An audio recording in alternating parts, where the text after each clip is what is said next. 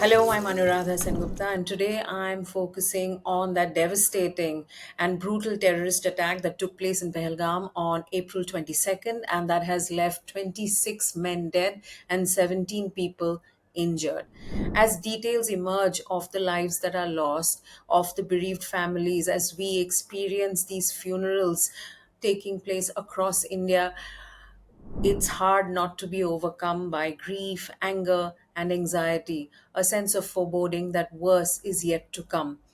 There are many angles to this story, from the senseless loss of life to security lapses to the economic impact on the local community and on Kashmir as a result of this terrorist attack, to the Modi government's policies, since his second term, and the impact on local Kashmiris who have been out in Kashmir Valley in different towns holding peace marches, protests, and condemning this violence, saying that this terrorist attack is not in their name.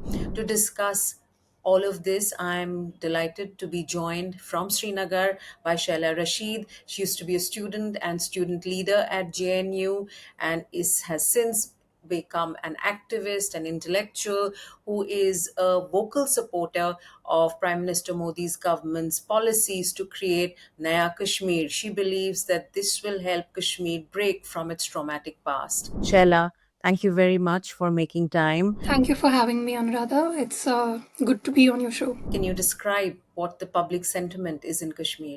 The scene is one of mourning, quite clearly, because so far all the armed attacks, all the armed insurgency, has been targeted either at forces or at police, where it can be given a color of so-called resistance, armed resistance. But there is absolutely no rationale. There is no way in which this can be justified. This is a new law, even by Pakistan's standards, that innocent civilians who were just out there enjoying themselves, placing their faith in the goodness and the beauty of Kashmir, they were targeted and they had no recourse. They had no means of defending themselves. I mean, forget attacking back, forget retaliation. They didn't even have a means to hide Hide anywhere. or take Yeah, cover. because it's an open meadow. And it's eerily reminiscent of the 710 attacks carried out by Hamas in Israel, where people were just at a concert and, they didn't even realize, like when for example, when the balloons landed, when those motor balloons landed, they didn't even realize, they were just dancing. They didn't even realize what's happening. So I saw a similar video where a girl, she's ziplining and the firing starts in Baisaran, I'm talking about. Uh, and the children, they are still playing. Like even after two shots are fired, there are children, they are playing in some kind of a balloon or whatever, and they're still playing, not realizing what has happened. And we've seen the account of this kid, who survived the attack, and he said that, हमें लगा कि कोई पटाखे फोड़ रहा है, so we didn't realize what happened, until it happened. It is an attack on Hindus in a sense because they were singled out on the basis of their religious identity, but it's an attack on humanity. It's an attack on the soul of Kashmir. It's a blot. This will be, when history will be written, this will be a very dark chapter. Such a large scale attack on tourists, I don't think has happened before. So yeah, you can see I have been retweeting a lot of videos. I have been putting out videos, on my social media where people are just crying on the protests. And I've also been doom scrolling for the last 3 days. The first reaction when people put out information that people were asked to remove their trousers, you don't want to believe it, because as a Muslim, it's very hurtful that our kalma pak and our religion is being used in, rather abused in such a ghastly way. So the first reaction is you don't want to believe it. But there's no way around it. I mean, that is exactly what happened. That is what all eyewitness accounts corroborate. That is what even the local Kashmiris corroborated. So it's just very difficult to confront because this happened in the name of our religion. but also very important to confront, no matter how heartbreaking and hard this is. This idea that Kashmir is in mourning, that we've seen public protests, we've seen a shutdown, not just in Jammu, in Kashmir Valley, not just one day, but a second day. And this Right. is spontaneous, not just Yeah. political parties calling for a shutdown to show solidarity with the victims, but also spontaneously by all the people. Give me a sense of how different this is perhaps from previous times when we've seen shutdowns and we've seen protests and stone throwing and all of that in Kashmir, a lot of that directed against the Indian state. This time there seems to be a different kind of mahal, isn't it? Yes, because earlier, as I said earlier, all of this armed resistance or militancy or insurgency or whatever name you want to call it, whatever term you prefer, it used to be ensconced in a resistance, in the form of a resistance to whatever they would call it, Indian occupation, this, that. But this time, it has exposed the barbaric face of terrorism in a very stark way, and there's no tiptoeing around it. If you look at my Twitter, if you look at the retweets, there are women who are coming out on streets and they are saying ki, sorry, this is not acceptable, like we are Muslims, but don't do this in our name, like we don't accept it, like this is not the Islam. Our Islam is about praying 5 times a day, keeping our roza, not targeting innocent civilians like this. This is not done. I mean, it's an act of war. uh, I mean, if you were to uh, look at General Asim Munir's comments, I mean, he didn't mince any words in saying exactly that Hindus and Muslims cannot coexist. Hindus, Pakistan, we should not forget why Pakistan was created, etc. Like all those xenophobic and hateful comments against Hindus. And not a week later, his actions are executed on the ground by this so-called TRF. Now, TRF has claimed responsibility for it, the resistance front, but it's really an offshoot of Lashkar-e-Taiba. The reason why LET masquerades as TRF is because they want to give it a local flavor. So after the abrogation of Article 370 and the renewed Kashmir policy of Modi government, the local insurgency, the local recruitment has considerably reduced, and that is the frustration that Pakistan is dealing with, which is why they created this TRF. Because earlier we had local resistance groups, Yeah, but yeah. after 2019 the local recruitment died down. So they created a front, this so-called TRF, to show to the world that, oh well, this is a local resistance, this is not a cross-border terrorism. This is not in fact, this is ISI sponsored terrorism, and the government needs to demolish this TRF. Whatever we know about it, whatever resources we have to combat, we need to demolish this TRF. And Kashmir yesterday and day before yesterday came out in large numbers to disown this TRF and their actions, their ghastly actions. As Muslims, we are really ashamed that our Kalma-e-Pak, which we hold so dear to our hearts, that is being abused in such a ghastly manner. It's just not done. The separatist movement, which was local, which we have seen over the decades, the calls for azadi that we have seen in parts of Kashmir over the decades, would it be fair to say that up to this point and today, post this attack, is at its lowest ever? Support for separatists, support for azadi, would you say that it's at its lowest at this point, or is that a false belief? No, I think since 1977, this is the first time that the support for separatism or for Azadi is at such a low point. Because, see, this has always been, as I've been trying to stress, that this has been always masqueraded as some sort of a just war, some sort of a holy sort of struggle, some sort of a jihad. But what we saw in Baisaran, it is indefensible. You cannot call it jihad. You cannot. This is just plain barbarism. And it has exposed the real face of terrorism. Terrorism has always masqueraded itself as some kind of militancy, as some kind of liberation struggle, as some kind of just war. And maybe at some point, the people who believed in it, people who took up arms, they did actually believe that it was a just war.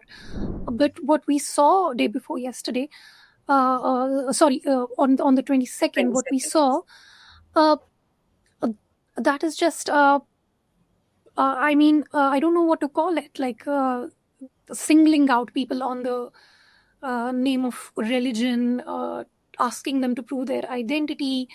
What do we say to the world? Does everyone have to now, to be on the safer side, remember the kalma? So that, if something like this happens, so before coming to Kashmir, what is the advisory we should give to people? कि आप kalma याद करके आना, कि in case such a situation arises, you can save yourself by reciting the kalma. This is an insult to Islam. This is I would say this is a blasphemous act, even to use Islam in such a barbaric and grotesque way. Shaila, tell us a little bit about Baisaran as a tourist spot, because we were familiar with Pahalgam, but Baisaran is not something that was really on the tourist map till very Yeah. recently, and it has now exploded in all our consciousness. Tell us a Yep. little bit about this place. So Baisaran is when you go, like it's a 1 hour trek up from Pahalgam, and we go hiking, like the locals. We normally hike up, but the tourists, they go on ponies because they're not used to hiking so high up on the mountains. And right now the trails are wet, which means that it's a muddy trail, and only ponies and locals with waterproof shoes can go up there. So when people people had to escape, I can't imagine what it would have been like, because it's not easy to climb down Baisaran. See, people have seen now Pahalgam, Gandola, Gulmarg, Sonmarg even. At one point, even Sonmarg used to be an offbeat destination. But as tourism grows, people want to explore more and more offbeat destinations. So Baisaran is the base camp for a number of treks. So, for example, Kanipathar is one area that is above Baisaran. Then there is the Tulian Lake trek, which is a very challenging trek, 5-6 hours above Baisaran. So Baisaran is the base camp for all of that. Earlier, it used to be just an open meadow. When we used to hike up during COVID, for example. But after COVID, it was developed into, like, more recently, it was developed into some kind of an amusement park. So some Where there was activities for Yes, a tourist yes, to do. for tourists, yeah. Mm. So there is a zip line where, if you are above 80 kg, you can't go on it. And there are some balloons that children play with and all sorts of things. We as locals, we just hike up. We stop at Baisaran for tea, and then we hike up. So this is the last place where you get any network. So the network coverage is also not that great. When there is जब वहाँ पे बारिश होती है, तो like all you can do is you can go to the stalls, to the tea stalls. You can take shelter over there. There are locals selling raincoats at that time, because there is no escape from whether it's raining. Yeah, there's no shelter. It's completely There is no flat shelter. land and open land. Or whether it's raining bullets, there is no shelter. You can't even hide behind, like, it's not even like heavily, there's not much foliage there. There aren't like trees that you can hide behind or something like that. So I would say that the place has been very carefully picked, because earlier it was not a tourist spot, but it has been developed as a tourist spot, and there wasn't too much Since security. when? The past 2 years? Since when has it Since been developed? 2022, you can say. Since 2022, all these activities started.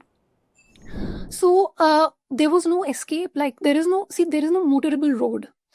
Unlike, say, for example, Shankaracharya bhi hum hiking karke jate hain. So there is a hiking trail and there is a concrete road. And there is a very small gate outside which there are ponies. Ponies are stationed there. So when people would have started running, there would have been a stampede kind of situation. From what I'm hearing, there were 2,000 tourists over there. So how they would have escaped, how they would have run down the mountains, it's we can only imagine, like, what it would have been like. And that's why I compared the situation to, Karbala. It was a Karbala-like situation, or let's just say a Jallianwala Bagh type of situation, where people had very No little way chance to out escape. and get massacred. Yes, and the nearest medical facility would be at least 1.5 hours away. Shala, given that Baisaran has been developed as a tourist spot with activities for tourists over the last 2, 3 years, given that such large numbers of people are visiting in at the peak of summer tourism, uh, why do you think? I mean, there have been questions about security preparedness. Why security seem to be so low in Kashmir Valley where security is so high? Right, so why was this place not on the security radar? Why did it not have better protection? Why where were the armed forces? वहाँ generally उस तरफ ज़्यादा security होती नहीं है. Like there is a CRPF camp which is next to the fortune hotel which is 1 hour down from Baisaran. लेकिन क्या होता है कि मतलब अगर ज़्यादा सिक्योरिटी प्रेजेंस होगी फिर हम ही लोग कंप्लेन करते हैं कि हर जगह आर्मी है, this is the most militarise place on earth. We are the ones who used to complain against this. This is for one civilian, you have 4 army men and whatever, or for 4 civilians, you have one army personnel. So हम ही लोग complain करते हैं. But yeah, I mean, in hindsight, yes, there should have been more security. And in fact, as we develop more and more offbeat tourist destinations, yes, there will be we'll need to have more security. I mean, see, in my childhood, you couldn't even go up to Chashma Shahi without a special pass. But now Chashma Shahi has kind of opened up. I mean, the government also tries to act appropriately.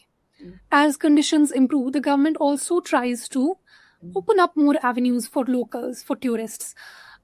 So yeah, like there wasn't much security like ever. I mean, I've trekked up that route several times, and because nobody saw this coming, nobody, frankly, in hindsight, yes, there should have been more security, but nobody anticipated that such a brazen attack on like tourists would happen. I Well, mean, a lot of people who've criticized the BJP government's, Prime Minister Modi's government's policies in Kashmir since 2019, since the second term started, the abrogation of Article 370 and all the subsequent steps that have been taken there, converting, reducing Jammu and Kashmir into a union territory, not having an elected government till very recently. So, till last year, yeah. as someone who believes these policies were good for Kashmir, believes that they are an opportunity for Kashmir to break from its traumatic past,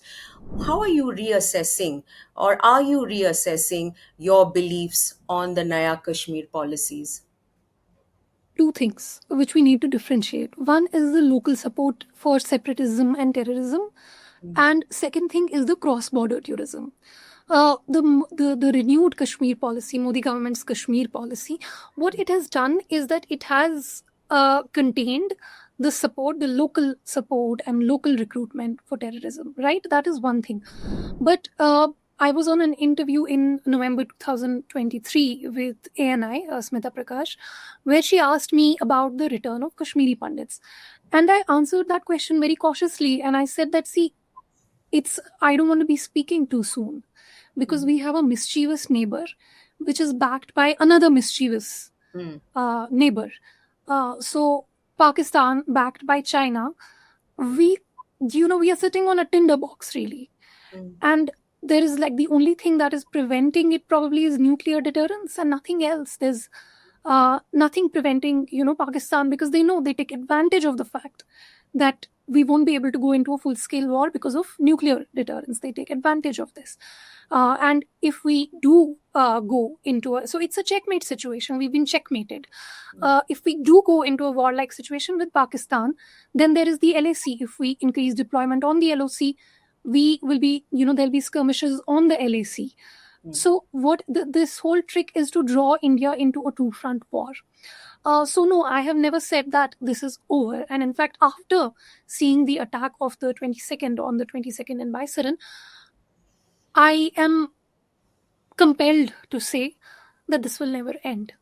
Because we did think that it was going down, but Pakistan's frustration is only increasing.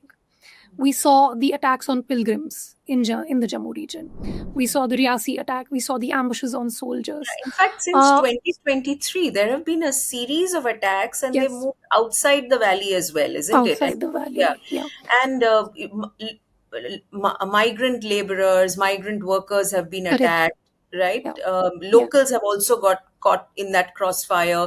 So the point is that why was there this belief that everything is normal, everything is going to be okay now in Kashmir? Was that a Not everything. misunderstanding? See, the local support, the local sentiment definitely changed. So when people say that Sheila Rashid took a U-turn, I say that it's not just me. Hmm. Everyone took a U-turn. Like everyone started believing in, Modi's policies, that this is good for Kashmir, this is good But for us. that's not People that's not tasted that's an peace for the first overstatement, time. isn't it? That's an Huh? overstatement, isn't it, Sheila? Everybody did not believe in his policies. The internet shut I down of mean, 18 see, let months. me let me corroborate my statement. So, for example, the Jamaat-e-Islami, which has always called for a boycott of elections, they started saying that we are a part of India. Kashmir is an integral part of India, and we believe in the Constitution of India. They contested elections. Afzal Guru's own brother contested elections. People like Sarjan Barkati, who is who used to lead Azadi marches, he contested elections. You understand? So it's not that change is not just in me, the change is in everybody. Everybody acknowledged the changed situation. What I'm trying to say is that yes, the local support, the local sentiment changed, and the biggest testimony to that is the droves of people that came out yesterday in each and every district and tehsil of Kashmir and protested and spontaneously shut down. So that is an indication. However, we do have a mischievous neighbor. As I said, I'm compelled to say, I'm pained to say that this is never going to end. So there is Pakistan knows this very well, that there is a level of terrorism that the state accepts. There is a level of low intensity terrorism that the state puts up with. Because if we had to eliminate even this level, so for example, हम ये अभी बात कर रहे थे जम्मू के जो attacks हैं. So Pulwama attack was one big attack, but if you add up all the attacks that happened in Jammu The on low soldiers, it intensity, adds, the yeah, smaller the low intensity attacks, they add up to the same number actually. So instead of one big Pulwama attack, you're carrying out several ambushes on soldiers, on pilgrims. So if the Indian state had to, if the Indian government had to go all out and crack down on this completely, we will have to go the Israel way. We will have to retaliate in that manner, and we will have to risk a nuclear war. We will have to risk a two-front war. And that is what our mischievous neighbors take advantage of. And they're going to do that. They're going to continue doing that. I mean, unless we are prepared to go to war with Pakistan and aim for a Gaza-style decimation. Because see, there is a level, as I said, a level of terrorism is accepted by each state, because if they have to go all out, like they will have to conduct a search in every home of Kashmir, they will have to round up everyone, they will have to interrogate everyone, and that is then that is what gives rise to the anti-army, anti-India sentiment. That is what we grew up with. So I've kind of addressed it in my book, in the appendix to my book, that what we grew up with, like what were our grievances, कि आदमी घरों में घुसती है, वो जूते लेके घुसते हैं जहाँ पे हम नमाज पढ़ते हैं, for example, right? Like those were our grievances, that was our grouse. That same thing, like army is being compelled to do now on in the Jammu region with all these attacks. And Jammu region is like, it's very highly, these very heavily forested areas. The army is sent on a wild goose chase every time such an attack happens. And you've seen there was even a case of human rights violation where three civilians ended up being dead in army's custody, and I think then there was an investigation or whatever. But that does increase the anti-army and anti-India sentiment. So what Pakistan is doing, Pakistan is being very clever with very low investment. They're not going into full-scale war. With very low investment, they send 2-3 infiltrators. They set up these fronts like the TRF, which sound like they are some local resistance group. With very low investment, they are able to increase the anti-India sentiment, anti-army sentiment. B, divide Hindus and Muslims on religious lines, as they just did in Pahalgam. I mean, it is the greatness of India that we are standing together. It is the greatness of both Hindus and Muslims that we've all come out to condemn this, that we are not at each other's throats, because that is what Pakistan is trying to do, to make us bleed internally, to make us like fight with each other internally, to give credence to the so-called two-nation theory that General Asim Munir just reiterated. So in order to defeat them, we have to be one nation and not two nations, and we have to prove it now. Like, now is the time to prove that we are one nation, not two. The Kashmiris have come out on the streets to say that this is not in their name, that they condemn this absolutely unequivocally. We have seen that almost every single tourist and survivor who's returned from Baisaran and tourists from other parts of Kashmir have all talked about the incredible support and the bhaichara and the fraternity that is proof that they have experienced. And that shows what the average Kashmiri seems to think today.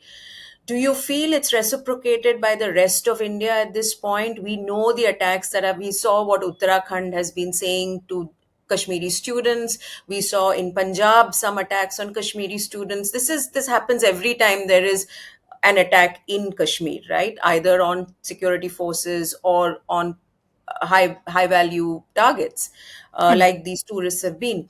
Do you see India understanding that this is a time to stand together with Kashmiris, or do you think this is when India will? There are a lot of people who charge India with wanting Kashmir but not Kashmiris. You're aware of that? So largely, we've seen a very level-headed response. Yes, people are angry. The anger is justified. Even we are angry. So people who have lost their brothers and husbands and uh, fathers, why shouldn't they be angry? We have a right to be angry. And I don't see a dichotomy between Indians and Kashmiris.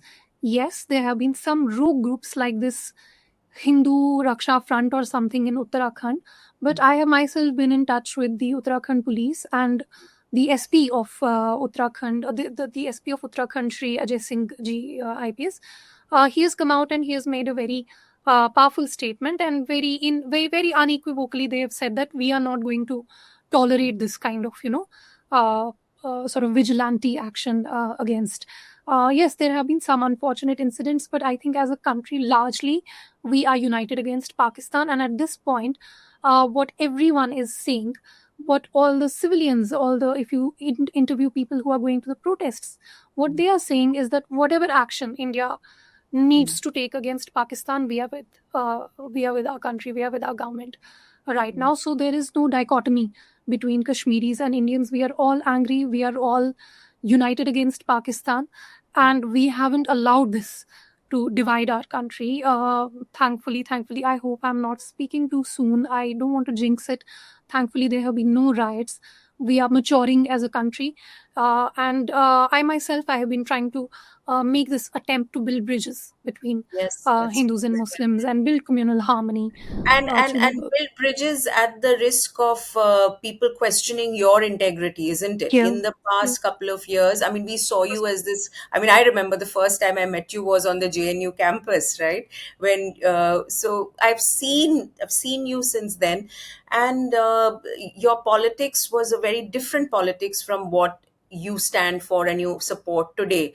Um, it has not been easy, I'm sure, because on the one hand, while people accuse you of being in favor with the establishment, with the current government, on the other hand, there have been serious questions and allegations made about your being, your principles, what do you stand for, your integrity. um what is there how do you navigate this, especially today in the aftermath of the April 22nd attack? So, as I've said, I think I'm just going to repeat myself. It's not just me. I am just a highly vocal spokesperson. I get a lot of media attention. I have a voice, thankfully, that gets heard very widely. However, there are countless voices which are being heard now, which are being heard today on the streets of Srinagar. There are women who are crying. There are old men who have come out in protests. They are crying, they are saying कि जो हुआ गलत हुआ, ये हमारे नाम पे नहीं होना चाहिए था. मैंने आपको एग्जांपल दी कि जो जमात इस्लामी है, वो इलेक्शंस में उतरे, अफजल गुरु के भाई इलेक्शन में उतरे, सरजान बरकाती इलेक्शन में उतरे, ऐसे कई सारे एग्जाम्पल्स हैं. So it is not just me. So I am, if even if we remove me from the situation, even if we remove me from the equation, it doesn't change the fact that things have changed. And that is the change that you see. I mean, people take, people of my generation especially, we tasted peace after 35 years. हमने 35 साल के बाद देखा कि अमन शांति होती कैसी है, दिखती कैसी है. And now that we have seen how good, prosperous and precious peace is, we don't want to let go. And that's why you see these protests on the streets, because people didn't know what peace was like. I didn't know what peace was like. The only thing I knew was conflict growing up, and that goes for my whole generation. That goes for like many of us. But पिछले 5-6 सालों में we saw that peace is possible. We saw that our boys do not have to die. We saw that our children do not have to be victims to pellet guns. They do not have to lose their eyesight to pellet injuries. When we saw that, we didn't want to let it go. We saw how precious this peace is, regardless of the fact that it is fragile. Like, it's a fragile peace. It's not a. It is a temporary reprieve of sorts, you know. But we don't want to let it go. We are now stakeholders in the peace. So what New Delhi's renewed Kashmir policy has done is it has made the locals stakeholders in peace. And I hope that this continues and the local support for militancy completely goes down. I mean, in the Jammu region, you've seen we have something called the Village Defense Committees, VDCs, where civilians are armed, you know, to take down terrorists. We don't have such a situation here because we still have local support for terrorism. But as the local recruitment, as the involvement of local boys in armed insurgency goes down, the local support will also go down, because what we saw on the 22nd is just, it's gruesome, it's grotesque. We don't identify with this. I mean, Kashmiris are not even a martial race, you know. Yeah. We don't even have a regiment in the army. We don't even have our own army, unlike Northern Ireland, or, you know, we are often compared to like Northern Ireland or Gaza, you know, when talking about Azadi or liberation movements. But the fact remains that we are not a martial race. We are a peaceful people, and all this happening in our name, it's just not acceptable. So now that people have tasted peace, now that they are stakeholders in peace, they don't want to let it go. They don't want to let it change.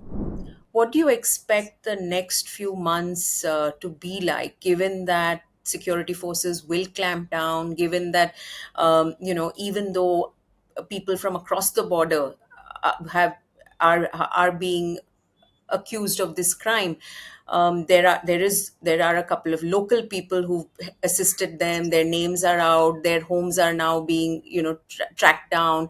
What is the impact this will have? And you must be very anxious. Are you very anxious? Are you very worried about what kind of action the security forces will take, and the kind of collateral damage that has happened in the past, and if that will happen again now in Kashmir?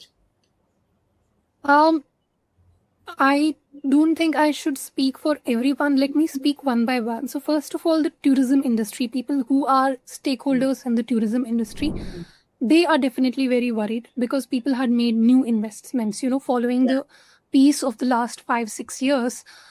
So people had made very large scale investments. New hotels, new infrastructure had come up. People had invested in, people had bought cars, you know, to run taxis. Brand new cars were running as taxis. People had invested a lot. So first of all, the tourism industry, yes, it is anxious that the tourist season, you know, will be disrupted. मतलब पिछले साल मैं आपको बताऊं, पहलगाम में पाँव रखने की जगह नहीं थी. पिछले साल हम लोग जस्ट यात्रा से पहले एक बार पहलगाम गए थे. So I keep going there like several times. वहां पे मतलब once you enter that welcome to Pahalgam board, वहां से पहलगाम टाउन, पहलगाम मार्केट तक पहुंचने में 6 घंटे लग गए. I am not even exaggerating. Like, there was so much traffic. There were like 1 million tourists right there. So is saal, it's not going to be like that. Pahalgam is a ghost town as of now. There are some brave tourists who have still, you know, gone. We have seen some visuals of women going and saying, no, we will continue to go there. And like, I really salute them. That, you know, I mean, I would fear for my life, but there are really brave people in our country who have said that no, we will go to Kashmir.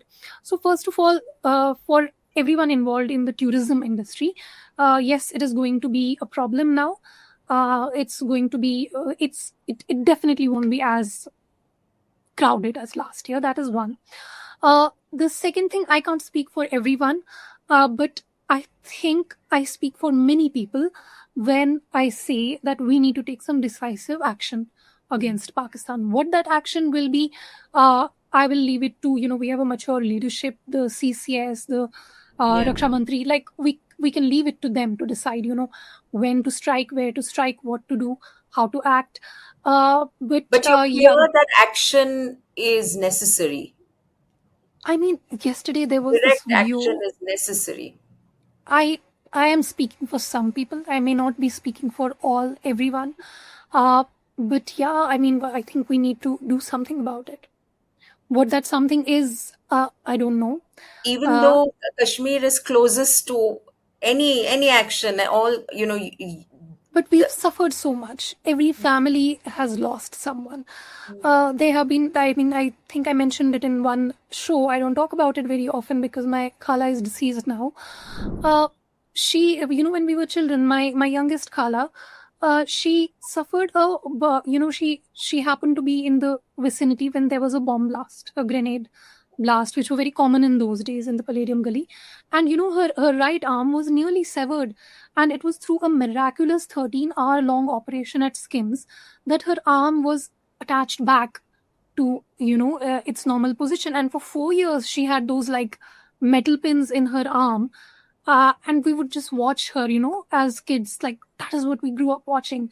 So every home, we've had enough of this. It could have been any of us. I mean, if we were yeah. hiking, if it was a couple of months later, our hiking group was planning to regroup and go to Baisaran. Not to Baisaran, actually we trek above Baisaran, but tourists, they only go up to Baisaran. So we were planning to regroup, and it could have been us. It's too close to home. So yeah, we are already like suffering. The tourism industry is going to suffer. Kashmiri students outside, they are suffering, on whom like retaliatory attacks happen. Yeah. They are suffering. We are suffering one way or the other. So I do think that we need some decisive measures against Pakistan. But yeah, I should clarify that I'm speaking for myself. Sure. Everyone is entitled to speak for themselves. But I do think that we should support our government in whatever decisive steps need to be taken, because we've seen that it was the result of decisive steps in 2019 that we did achieve a landmark shift in Kashmir politics, in Kashmir's local support for insurgency. And we might need to show, like we've always been showing them the other cheek, to Pakistan. But we might need to show a different face to Pakistan. Like whether the leadership is considering that or not, I don't know. But yeah, I mean, we need to do something about it. And we can't do now surgical strikes. We've already done surgical strikes. ये लातों के बूझ में बातों से नहीं मानते. So, like, it's that kind of a situation. We are stuck with a hostile neighbor. We are stuck with a mischievous neighbor, which instead of, building its own economy for the betterment of its own citizens, they are focused on destroying India. They're focused on, bleeding India by 1,000 cuts, as they put it. So yeah, I think some decisive steps need to be taken, and the international community should stand with India at this point, because India is a what should I say? It's a non-expansionist state. It hasn't done anything. It hasn't. I mean, unlike Russia, which annexed Crimea and Ukraine, India is a non-expansionist state. We haven't done anything, and yet we are being, punished for nothing.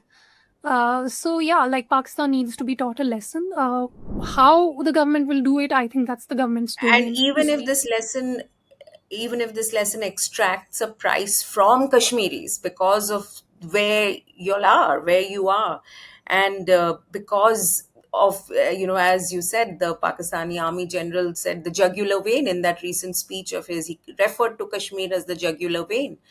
So you're saying that decisive action, even though it extracts a price from Kashmiris, I mean, I'm is the saying we're need of the already hour. paying the price. And again, I will like to clarify that I'm speaking only for myself. I can't speak for everyone.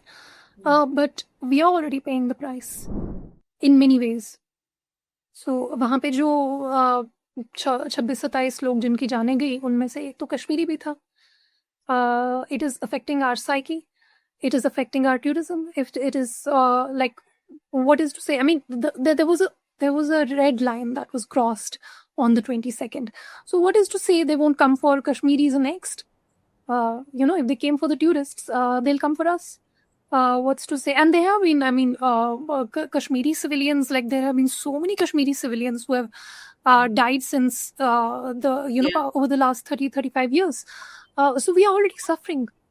We are all set for difficult times ahead, for some more difficult than others. Is there anything that you would like the rest of India to keep in mind? Is this the time to show Kashmiris that, they belong, we belong together? Yeah. Is what can India and Indians do to communicate this, to make Kashmiris believe that this is who they are, this is where they belong? See, as a Kashmiri, I will take the onus upon myself of communicating that we are one, we belong together, we are in this together, we are mourning together, we are as angry as the rest of Indians, we are no less angry. In fact, we are more angry because this is very close to home. We witnessed it, we saw what happened. So we are as angry as all Indians, and we are probably more angry than all Indians. So there is no dichotomy. We are all in this together, and whatever the government decides to do, whether that is to increase the security presence, whether that is to increase the checks, whether that is to, that is some retaliatory measures against Pakistan, we are with our government. Because we are not the aggressors here. We are the victims of, India is a victim of terrorism. And I've mentioned this in my, in the appendix to my, not actually in the appendix, in the last chapter of the book, that as per the SATP, the terrorist South Asia terrorism portal, India is the recipient of the highest number of terrorist attacks. So these figures are mentioned in my book, that India is the worst sufferer of terrorist activities. So I think that the international community needs to take note of this point, that India is a victim of terrorism. Pakistan has this habit of going to international forums like the UN and wherever else, and crying foul, and speaking for Kashmiris, speaking on our behalf, saying कि India तो zulm कर रहा है. And now I think Kashmiris have come out and said, we have nothing to do with you. Just stop this. Don't do this on our land. Don't do this in our names, especially. Don't do this in the name of our religion, because that is dear to us, that is close to us. Don't do this. Don't defame our kalma. Like, don't defame Muslims. Don't defame Islam. So that is a clear message that Kashmiris have sent out to Pakistan, and the international community needs to take note of that and stop making concessions to Pakistan. I think that India for the longest time has been asking the US not to supply F-16, for example, to Pakistan. And the nature of geopolitics is such that India has been at the receiving end of what should I say, like some hostility from North America of late. But now with the change in government, we can expect something different. We can expect less concessions be given to Pakistan. The international community needs to stand with India, because India is a victim of terrorism. What do Kashmiris need from the rest of India, from Indians at this point of time? Because it's going to be difficult. It's going to be very difficult going forward. You know that, you've experienced that. I'm sitting miles away in Mumbai, but I'm filled with a sense of anxiety. So what would you expect I the am in rest no of India to position to offer Kashmiris at this point of time? I am in no position to tell tourists कि नहीं आप आइए, हम आपकी security ensure करेंगे, because we at this point Sure. can't even ensure our own security. So while the tourists, they owe us nothing, at this point I would just say that we expect forgiveness. That is all I've been saying. I am sorry with folded hands. I would like to apologize to people who lost their lives or people who were injured, to children who were forced to witness their fathers being killed in front of them. They may not be able to process the trauma just yet, but they will have to carry this trauma all along, their lives. And at some point, they'll have to process it and it'll hit them really hard. That's the harsh reality at this point. So at this point, all we expect is forgiveness and unity. That's all I can say. We are in no position to demand anything from tourists. We are in no position to ask them to return. Not just Yes, tourists, from people in the rest of India, and how they look at Kashmiris, how they treat Kashmiris who are living in the other parts of the country, including Kashmiri students and Muslims. Because in India, as you know, in the past 10 years, we have seen concerted attacks on Muslims. I mean, we've heard people being made to say, to chant Ram's name, all of that. We've had so many of these incidents yeah, over yeah, last decade. yeah. See, I have traveled all over India. At this point, I would hesitate.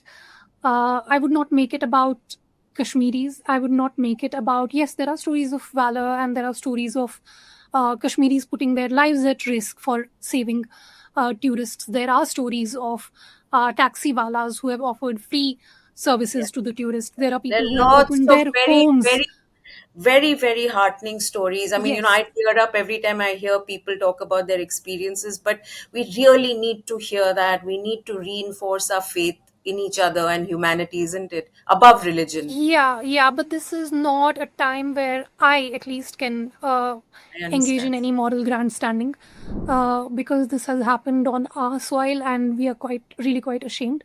Mm, And the fact that this has happened in the name of our religion, I uh, understand. I don't know what to say, honestly.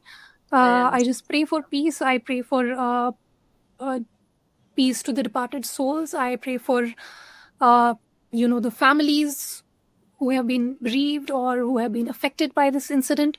And we are just as angry as those families.